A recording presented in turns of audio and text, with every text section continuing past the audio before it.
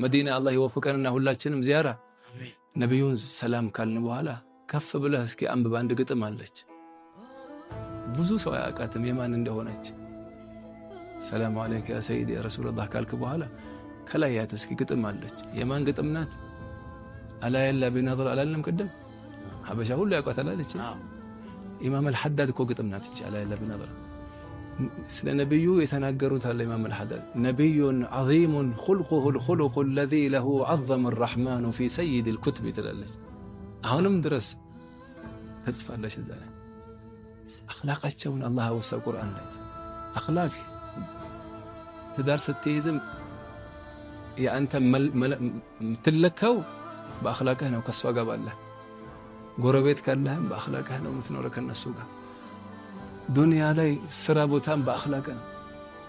ለዚህ ነው አኺራ ላይ እኮ ሚዛን እንደሚመዝነው አኽላቅ አይደል እንዴ?